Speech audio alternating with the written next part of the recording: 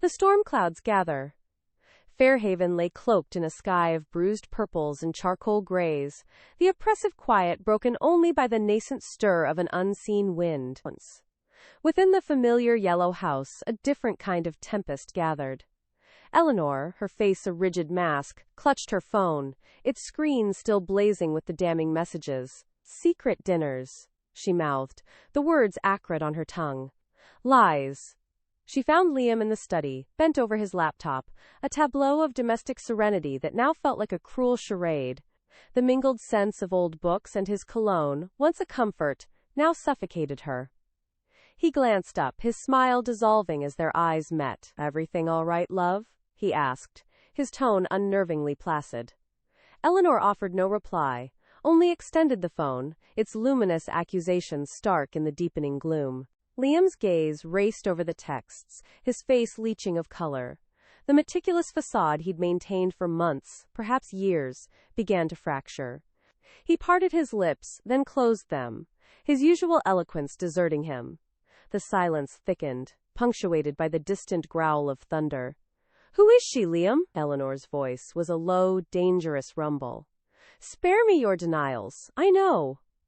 Liam finally spoke, his voice raspy. "It's complicated, Eleanor." "Complicated?" she echoed, a bitter laugh escaping. "Is that your term for clandestine meetings and intimate exchanges? For rewriting our shared history with another woman?" Her voice escalated with each word, mirroring the rising wind outside. He finally met her gaze, the shame in his eyes almost palpable. I didn't mean for this to happen." "Of course not," she spat. "No one ever intends for their carefully constructed deceptions to unravel. Yet here we are." She walked to the window, staring at the darkening heavens. The first raindrops spattered the pane, like silent tears. "I need to tell the children." The words were a physical wrench, tearing at her core, the thought of shattering their world, of introducing this insidious decay into their innocence, was nearly unbearable. Liam flinched. "Eleanor, please." "Not yet. Let's talk first. Just us." "There is no us anymore, Liam," she stated, her voice flat, utterly devoid of feeling. "There's just you, and your secrets, and me, and a broken trust." She turned back to him, her eyes like flint. "You have 24 hours to tell them, or I will." He paled further, the ultimatum a gauntlet thrown. He knew her well enough to recognize her resolve. The burden of his deceit, once manageable, now felt like a crushing boulder. The next morning, an oppressive stillness hung in the air, a precursor to the storm still gathering. Eleanor's movements were precise, almost automatic, as she prepared breakfast. The usual morning chatter was absent, replaced by the clinking of cutlery and the distant wail of the wind. Liam sat at the table, a spectral presence, picking at his toast. His eyes, pleading, darted towards her, but Eleanor's gaze remained fixed on the window, watching the trees outside bend and sway. Later, as the first torrents of rain began to lash against the house, Eleanor called her sister, Clara. Clara's voice, usually a lively burst of energy, was muted with concern. "You sound different, Elsfern. What's going on?" Eleanor drew a deep breath. "It's Liam. I found out he's been seeing someone else." The words, finally spoken aloud, felt raw and exposed. A shocked gasp was her sister's immediate response. "No, Eleanor, no." Liam wouldn't. The denial was automatic, a reflection of their shared history and the image Liam had so carefully cultivated. "He would, Clara." Wait. Eleanor's voice was devoid of self-pity, only grim determination. "I'm telling the children tonight." Clara was silent for a long moment, then her voice softened, infused with protective anger. "I'm coming over. I'll be there for you." Over them. "Thank you," Eleanor whispered, a sliver of warmth piercing her icy resolve. The thought of facing the children alone, of delivering this devastating news, had been a solitary torment. As the afternoon wore on, the storm intensified. The wind howled like a banshee, rattling the windows, and the rain hammered against the roof in a relentless rhythm. Liam, having spent the day sequestered in his study, emerged looking haggard. His eyes were red-rimmed, his shoulders slumped. He approached Eleanor tentatively as she stood by the living room window, watching the tempest rage. "Eleanor," he began, his voice barely audible above the storm's roar. "I spoke to her. It's over." Eleanor turned, her expression unreadable. "Is it, Liam? Or is it just over because you got caught?" The cynicism in her voice was stark. He flinched. "No. It was a mistake. All of it. I want to fix this, Eleanor, please." He reached for her hand, but she pulled away, her movements sharp and decisive. "Fix this?"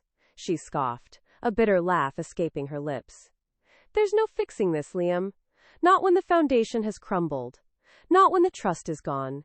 She looked out at the churning chaos, the trees thrashing, the sky a bruised canvas. The external storm mirrored the internal one, a fitting backdrop for the destruction of their shared life. "Our children deserve the truth, from both of us." Her resolve was unshaken. The storm clouds had fully gathered, and the deluge was about to begin. Soft cries and packed bags. The soft cries started a little after midnight, a muffled keening that seemed to emanate from the very walls of the house. Sarah sat bolt upright in bed, heart hammering against her ribs, the sound a physical blow. Not the baby's cry, no, this was different. Deeper, more broken. It was Amelia. She slipped out of bed, careful not to wake Liam, whose breathing was still deep and even beside her. The floorboards were cold beneath her bare feet as she padded down the hall, the sound growing clearer with each step. Amelia's door was ajar, a sliver of light escaping into the gloom. Sarah pushed it open gently, the hinges making a faint, almost imperceptible groan. Amelia was curled in a tight ball on her bed, a large duffel bag half-packed beside her. Tears streamed silently down her face, soaking the pillow. Her shoulders shook with suppressed sobs. "Amelia," Sarah whispered, her voice thick with sleep and sudden alarm. Amelia flinched, then slowly uncurled, her eyes red-rimmed and swollen. She choked out, her voice raspy. "I can't do this anymore." Sarah sat on the edge of the bed, reaching out to stroke her daughter's hair. It was damp with sweat and tears. "What is it, honey? What can't you do?" "All of it," Amelia whispered, gesturing vaguely around the room. "Dad, you the way it feels. Like everyone's walking on eggshells, but no one's saying why. It's suffocating." She pulled a crumpled note from beneath her pillow, pushing it into Sarah's hand. "I found this." The note was short, scrawled in her father's familiar hand.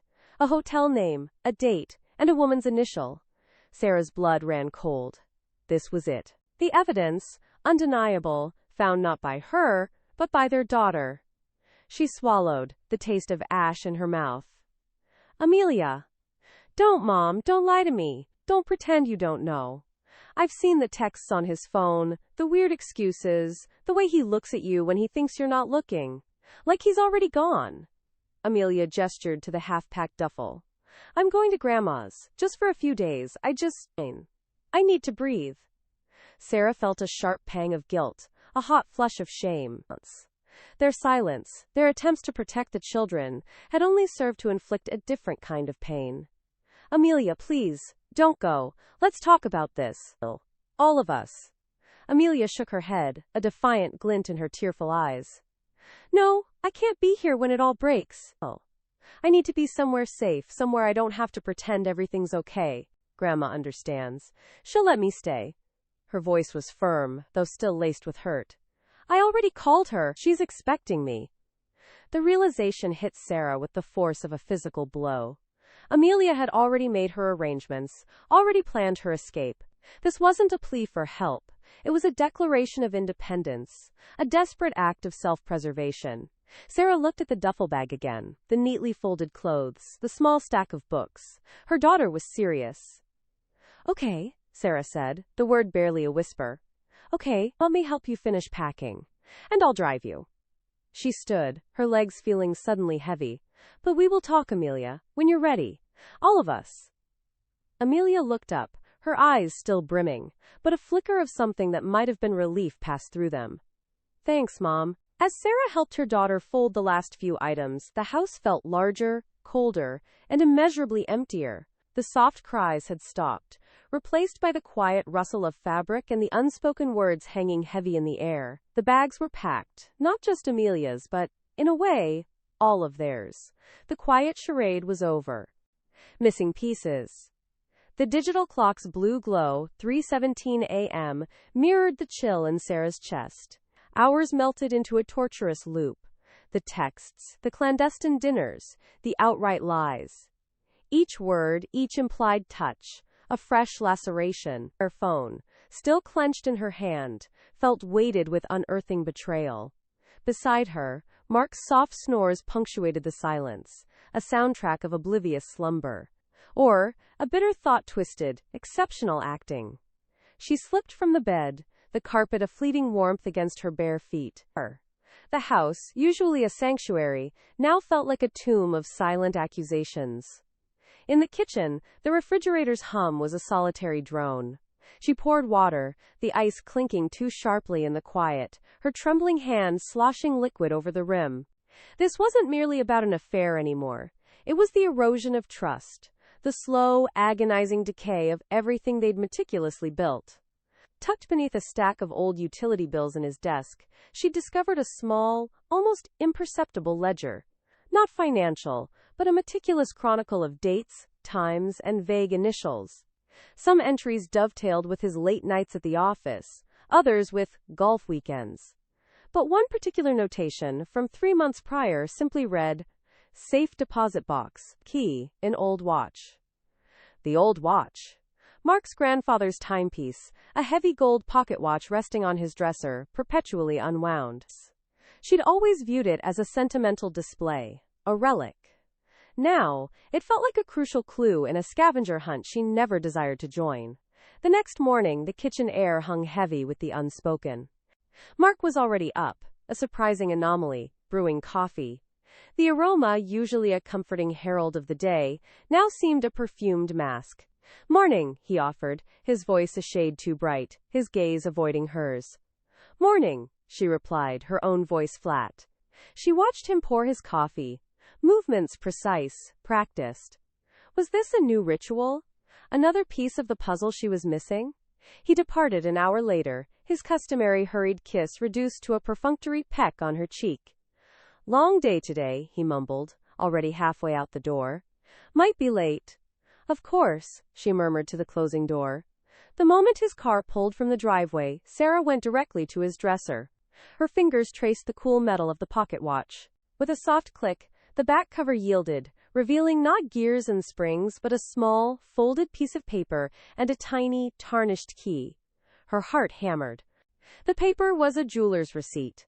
Not for a repair, but for a new acquisition, a diamond pendant. Dated a week before their anniversary. But she had never received a diamond pendant. The address on the receipt was in a part of town she rarely frequented, a modest jewelry store nestled between a dry cleaner and a bakery. She recalled Mark mentioning a new dry cleaner he'd found, just a little out of the way, but they do a great job.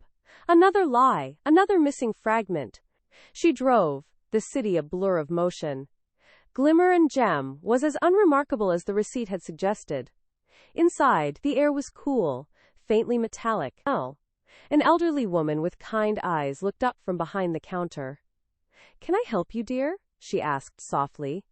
Sarah swallowed, her throat parched. "Yes, I'm looking for something that might have been purchased here recently."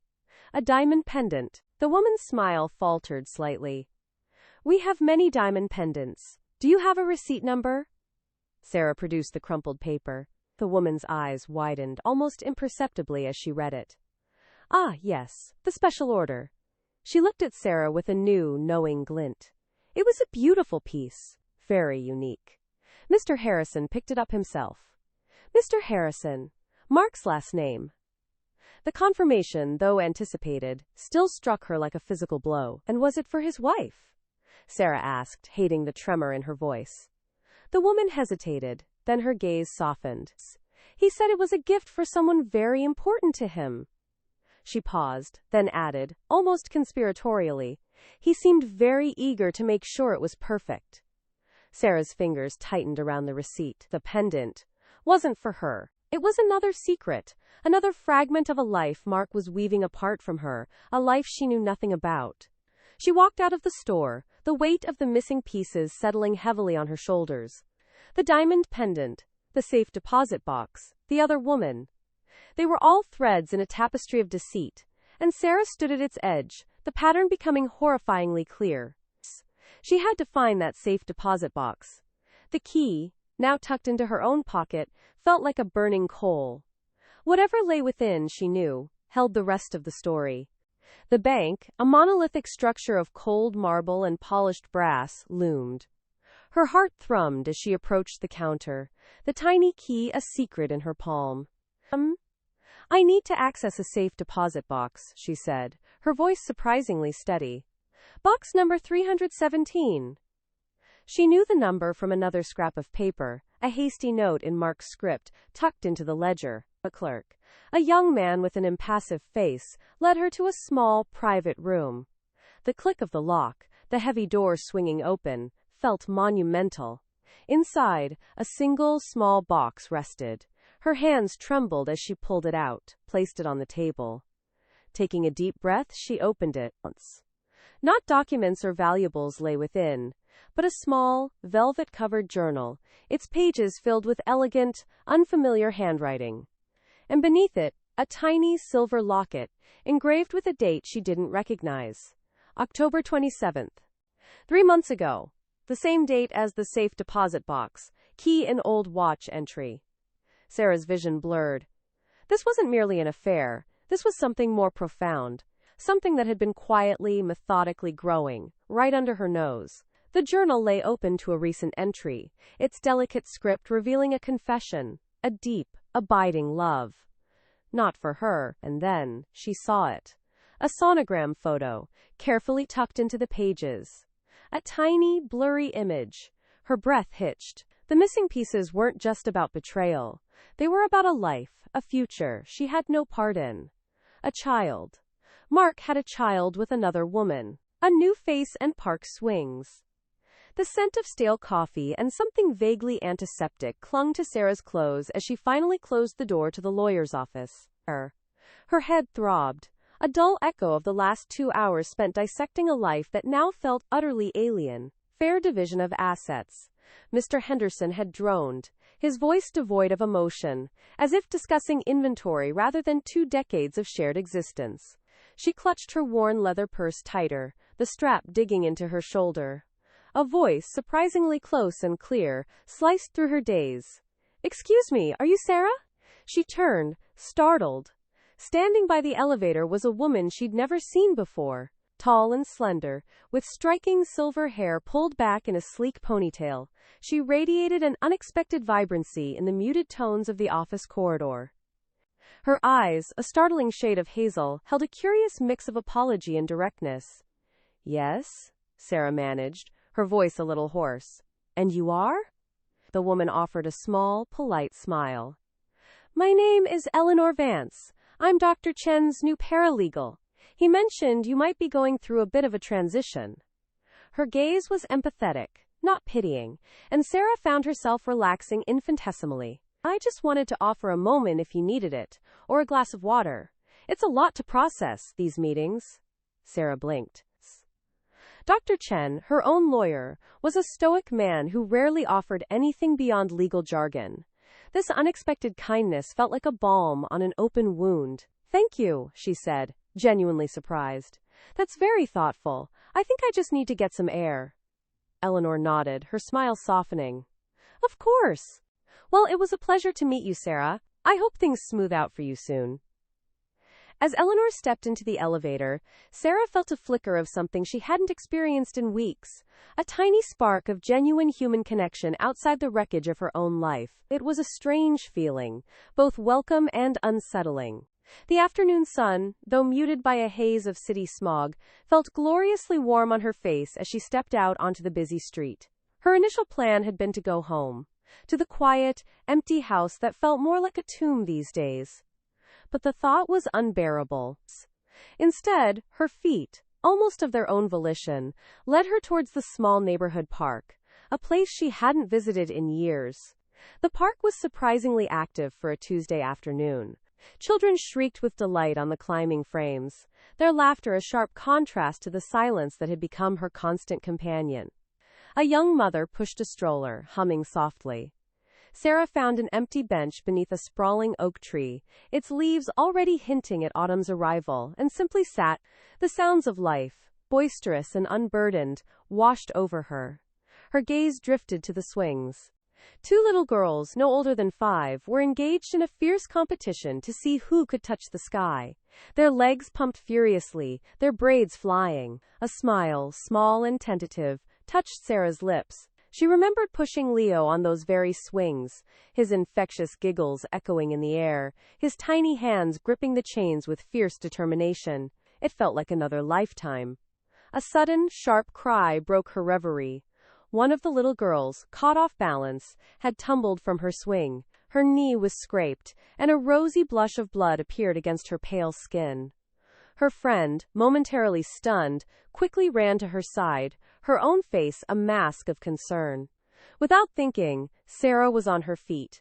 She rummaged in her purse for the small first aid kit she always carried, a habit from Leo's younger days. Kneeling beside the sobbing child, she gently cleaned the scrape with an antiseptic wipe, her touch practiced and calm. "There, darling," she murmured, pressing a colorful bandage over the wound. "All better now. You were so brave." The little girl, still sniffling, looked up at her with wide, tear-filled eyes. "Thank you," she whispered. The mother arrived, breathless and apologetic. "Oh, thank you so much. I just turned my back for a second." Sarah waved it off. "It happens. She'll be fine." She watched the little girl gingerly test her leg, then, with a renewed spark of defiance, make her way back towards the swings. As Sarah walked back to her bench, a strange lightness settled over her. The encounter, brief as it was, had pulled her out of her own head, even if only for a few minutes. The raw ache in her chest still lingered, a constant companion, but it was overlaid now with a faint, unfamiliar warmth. The world, she realized, was still full of small scrapes and sudden tumbles, but also unexpected kindnesses and moments of simple, unadulterated joy. And maybe, just maybe, there was still a place for her in it. The big talk. The aroma of roasted chicken, usually a comforting embrace, now felt like a stark accusation. Sarah observed David across the gleaming table, the candlelight doing little to soften the rigid line of his jaw. His plate remained largely untouched, a broccoli floret idly nudged by his fork. The silence, vast and oppressive, stretched on, broken only by the refrigerator's distant hum. "We need to talk," she stated, her voice surprisingly steady, though her hands trembled imperceptibly beneath the table. The simple words hung heavy, laden with unvoiced weight. He flinched, a subtle tightening around his eyes. "About what, Sarah?" His query was flat, devoid of genuine interest. "Don't play coy, David." Her meticulously maintained patience began to fray. "I found the texts, the secret dinners, the lies." She scrutinized his face, seeking a flicker of surprise, a hint of shame. Only that unreadable mask deepened. He finally met her gaze, his eyes like chips of obsidian. "Oh, you went through my phone?" The sheer audacity of his deflection stunned her. "That's your focus? Not your affair, but how I unearthed it?" A bitter, hollow laugh escaped her. "Alas, you left it on the kitchen counter, David. Unlocked. Your mistress was practically gushing about last night's business dinner." The words tasted like ash. He pushed his plate away with a grating scrape. "It's not what you think." "Oh, really?" She leaned forward, her voice dropping to a dangerous whisper. "Because what I think is my husband of 15 years has been sleeping with another woman, behind my back, while pretending everything was perfectly fine. What profound detail am I missing?" He scrubbed a hand over his face, a weary gesture that failed to stir her sympathy. It just happened, Sarah." "It wasn't planned." "Most betrayals aren't, I imagine," she retorted. "But they are chosen. Every clandestine meeting, every carefully constructed lie, each was a deliberate choice." Her chest ached with a pain so sharp it stole her breath. Do you love her?" The question was a raw, exposed wound. David flinched again, more visibly this time. He opened his mouth, then closed it, his gaze darting around the room before settling on a framed honeymoon photo. His protracted silence resonated louder than any confession. I see, she whispered, the air around her growing thin. So, this isn't merely a mistake, is it? This is something more profound. He finally spoke, his voice low, gravelly. I don't know what I feel, Sarah. Things have been different between us for a while. Different? Her voice rose, cracking at the edges. Is that your excuse? That our marriage wasn't a perfect sitcom? That we had problems? Every marriage has problems, David. You discuss them. You work through them. You don't just find a new wife. The word hung between them. A stark, undeniable reality. A hot, defiant tear escaped, tracing a path down her cheek. She made no move to wipe it away. What do you want, David? What is the end game here? He truly looked at her then, and in his eyes, she glimpsed a flicker of something she hadn't seen in months.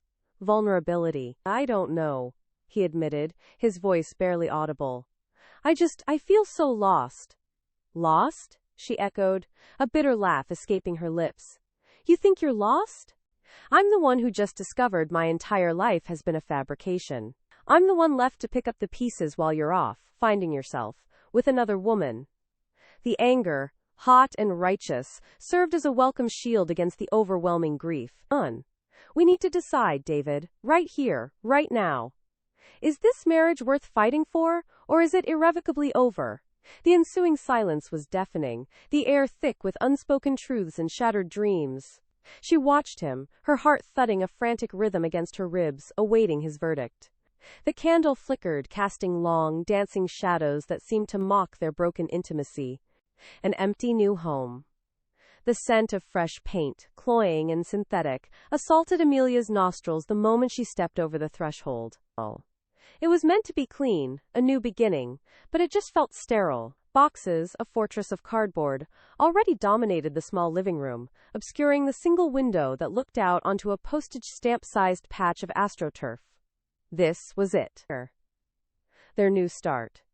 Well, it's bright, Leo offered, his voice lacking its usual boisterousness. He dropped the last duffel bag, the one with his gym clothes still inside, with a thud that echoed in the empty space. The floorboards, cheap laminate, groaned under the sudden weight.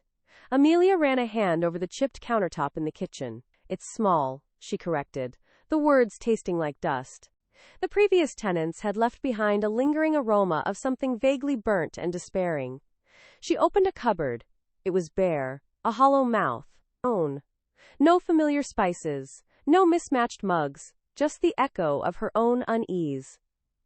We can make it ours, Leo said, his tone an effort at optimism. He walked over, his steps tentative, and put an arm around her. It was a practiced gesture, one they'd performed 1,000 times, but now it felt like a stage performance. Her body remained stiff, unyielding. The comfortable intimacy that used to be their shared language was now a dialect she no longer understood. She pulled away gently. First, we have to unpack. The task felt monumental, a physical representation of the chasm between them.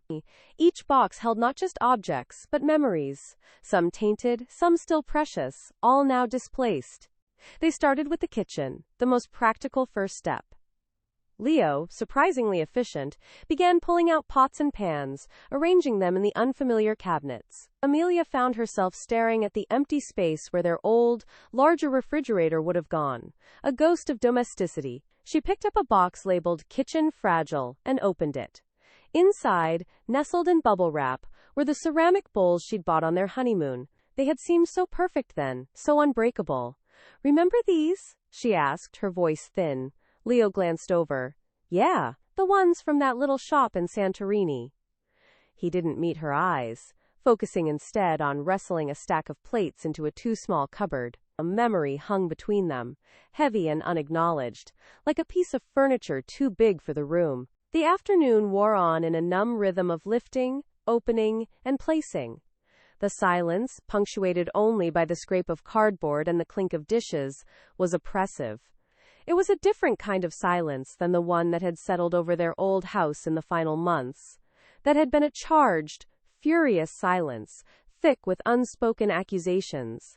This was an empty silence, a vacuum. As dusk began to filter through the small window, casting long, distorted shadows, Amelia found a box with her old photo albums. She hesitated, then pulled one out. Flipping through the pages, she saw them. Younger, happier, entwined. A picture of Leo laughing, his arm around her, at a picnic years ago. Her thumb traced his smile. It felt like a lifetime ago. Leo came in, wiping dust from his hands. He saw the album. His jaw tightened almost imperceptibly. "Maybe we should focus on the essentials tonight," he suggested, his voice carefully neutral. She closed the album, a sudden, sharp ache in her chest. Right. The essential truth, she realized, was that this new home, meant to be a fresh canvas, felt more like a blank page in a book they no longer knew how to write together. They had moved the furniture, but they hadn't moved the problem. The boxes were unpacked, but their lives still felt in disarray, and the new, empty space amplified every unsaid word, every unshed tear. The silence stretched, vast and echoing, promising nothing but more questions. Clapping for Lily. The clatter of silverware against ceramic plates usually provided a comforting rhythm to Sunday lunch, but today, it was a discordant clang in Elara's ears. Her gaze drifted from the perfectly roasted chicken to Lily, who sat across the table, oblivious. Lily was a study in contrasts, a delicate frame that belied a fierce spirit, a quiet demeanor that masked a keen intellect. Elara knew these things intimately, knew the way Lily's brow furrowed when she was deep in thought, the almost imperceptible tremor in her hands when she was nervous. Today, that tremor was pronounced, and Elara's stomach tightened. "More potatoes, anyone?" Liam's voice, usually a booming baritone, was subdued. He caught Elara's eye, a fleeting moment of shared apprehension, before turning back to serve his mother. The unspoken truth hung heavy in the air, thick as the scent of rosemary and garlic. Later, as the last of the dessert plates were cleared, Liam stood. "We have an announcement," he said, his voice a little clearer now, a practiced ease returning. Elara watched as Lily straightened, a subtle squaring of her shoulders. Liam placed a hand gently on Lily's back, a gesture of support that didn't quite mask the underlying tension. "Lily has an exciting opportunity," Liam began. And Elara saw the quick, almost imperceptible glance Lily shot him, a flash of something unreadable in her eyes. "She's been offered a position at the Royal Academy of Arts in London, a full scholarship." A collective gasp rippled through the small gathering. Liam's mother, always one for dramatics, clapped a hand to her chest. "London! Oh, my dear, how wonderful!" Lily offered a tight smile, her gaze meeting Elara's. There was a vulnerability there, a silent plea that Elara understood instantly. This wasn't just an opportunity, it was an escape. The congratulatory chorus began. A cacophony of well wishes and exclamations. Elara watched Lily, the forced brightness of her smile, the way her eyes darted around the room, avoiding Liam's. She knew the truth, had known it for weeks, ever since she'd stumbled upon the hushed conversations, the late-night emails, the almost desperate determination in Lily's voice when she spoke of new beginnings. Quote, "We'll miss you terribly, darling," Liam's mother gushed, pulling Lily into a hug. "But what a chance!" "It is," Lily managed, her voice a little breathy. She looked at Liam then, a flicker of something that might have been defiance, or perhaps relief, in her eyes.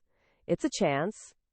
Liam, ever the charming host, poured champagne. The bubbles shimmered in the crystal flutes, reflecting the warm glow of the dining room. Elara took a sip, the effervescence doing little to lift her spirits. She felt a profound sense of sadness, not just for Lily, but for the fractured reality of their lives. Later, as the guests began to depart, Elara found a moment alone with Lily in the entryway, helping her gather her coat. The rich scent of Lily's perfume, a delicate blend of jasmine and sandalwood, filled the air. "You're really going?" Elara whispered, the words a statement, not a question. Lily met her gaze, her eyes surprisingly steady. "I have to." The simple words carried the weight of years, of unspoken hurts, of a life she was desperate to leave behind. Elara's hand reached out, gently squeezing Lily's arm. "I understand."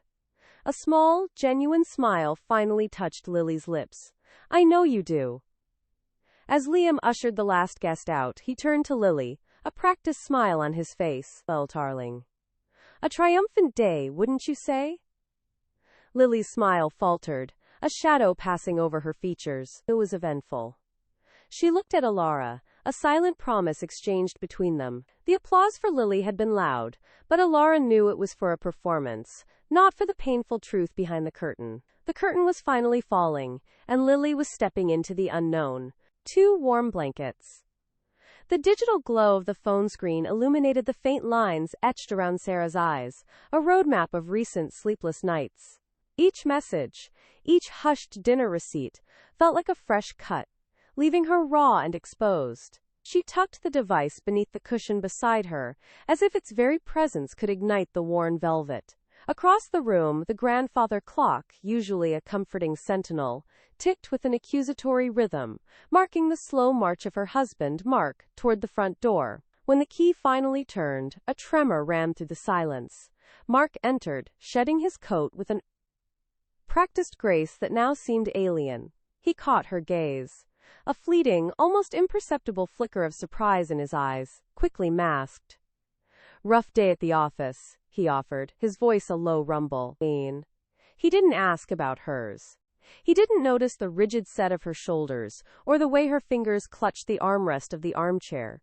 "Rough enough," she replied, her voice surprisingly steady, a calm before the storm.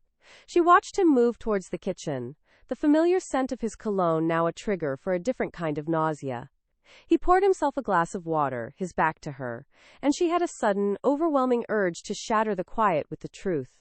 To scream, to cry, to demand an explanation for the carefully constructed edifice of their life that was crumbling around her. But the words lodged in her throat, heavy and unyielding. Instead, she rose, her movements deliberate, and walked to the closet by the front door. She pulled out 2 thick, woolen blankets, one a deep forest green, the other a muted cranberry.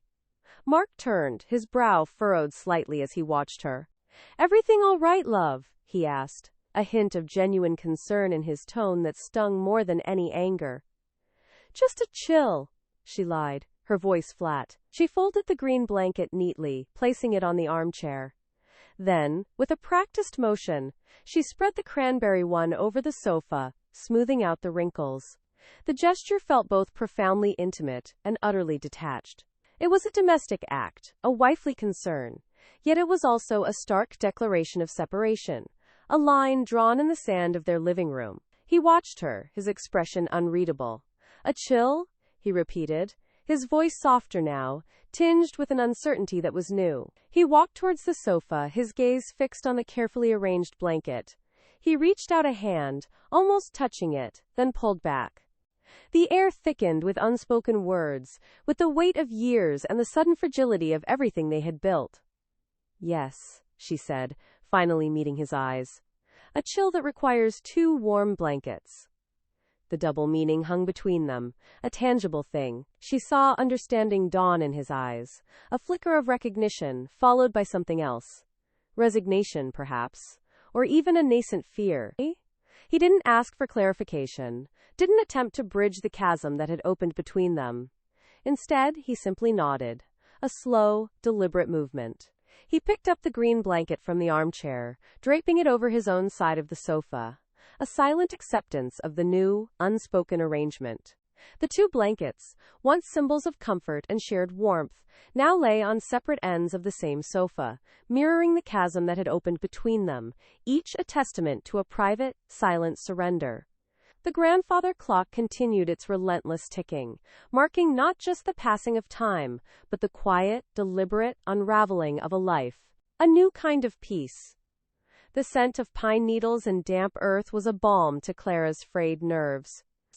She knelt beside a patch of wild chamomile, the delicate white flowers a stark contrast to the rough bark of the fallen log beside her. It had been weeks since she'd felt anything resembling peace, but here, in the secluded clearing behind her grandmother's old cabin, a fragile sense of calm began to settle. The rhythmic chirping of crickets was the only sound, a gentle counterpoint to the thrumming in her own ears that usually accompanied her anxiety. She carefully plucked a handful of chamomile, its sweet, apple-like aroma a familiar comfort. This was where she'd often come as a child, escaping the arguments that echoed in her parents' suburban home even then. Now, the escape was different. It wasn't just the noise, but the suffocating quiet of a life unraveling. A twig snapped behind her, and Clara's shoulders tensed. She spun around, heart hammering against her ribs. Leo stood at the edge of the clearing, his silhouette framed by the dense tree line. His usually rumpled hair was slicked back, and a fresh bruise bloomed high on his left cheekbone. He looked different. Sharper, somehow, the familiar boyishness replaced by a weary resolve.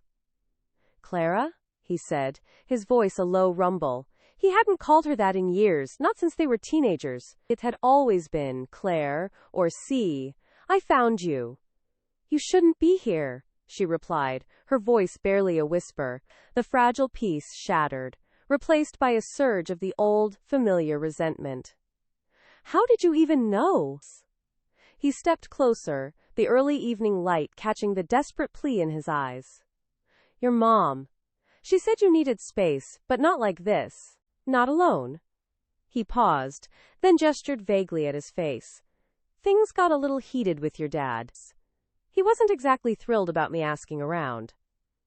Clara felt a flicker of something she couldn't quite name. A protective instinct, perhaps, for the boy who had once been her closest friend, now caught in the crossfire of her family's implosion. "He hit you?" Leo shrugged, a ghost of his old self. "Doesn't matter. What matters is, I think I know what's going on." He reached into his pocket and pulled out his phone, the screen a stark blue against the fading light. He tapped it, then held it out to her. "I did some digging. It wasn't hard, actually. Turns out, your dad's been investing." Clara took the phone, her fingers trembling as she scrolled through the images. Screenshots of bank statements, property deeds, and a series of cryptic emails. It was all there, laid bare. The second mortgage, the shell company, the offshore accounts. The carefully constructed facade of their family life, built on a foundation of lies and illicit gains, was crumbling before her eyes. The sheer scale of it was breathtaking, a cold, hard knot forming in her stomach. It wasn't just about the other woman, it was about everything. "He's been siphoning off money for years," Leo explained, his voice low and urgent. "Not just for the mistress, for some sort of grand plan, a new life, completely separate from all of you." The anger, cold and sharp, cut through the shock. "He was leaving us," Clara whispered, the realization hitting her with the force of a physical blow. He was going to disappear, taking everything. The betrayal was deeper, more insidious than she could have imagined. Her father, the man who had taught her to ride a bike, who had helped her with her homework, was a thief. "I think," Leo continued, his gaze steady, "he was planning to make it look like an accident. An unfortunate business venture that went south. To leave your mom and you with nothing." The words hung in the air, chilling her to the bone. Clara looked at the evidence in her hands, then at Leo. His face, bruised and earnest, held a sincerity that felt like a lifeline. He wasn't just a messenger. He was an ally. "Why are you helping me?" she asked, the question escaping before she could stop it. He met her gaze, a flicker of the old affection in his eyes. "Because you deserve to know the truth, Clara, and because no one deserves to be left in the dark." He paused, then added, "And maybe because I still care about you." A new kind of peace settled over Clara then, not the placid calm of the clearing, but a fierce, resolute quiet. It's the peace of knowing, of understanding the true nature of the battle ahead. The anger was still there, but now it was a weapon, sharp and focused. She handed Leo back his phone, her grip firm. "We need to show this to my mother," she said, her voice steady, determined. "She deserves to fight back." Quote dot.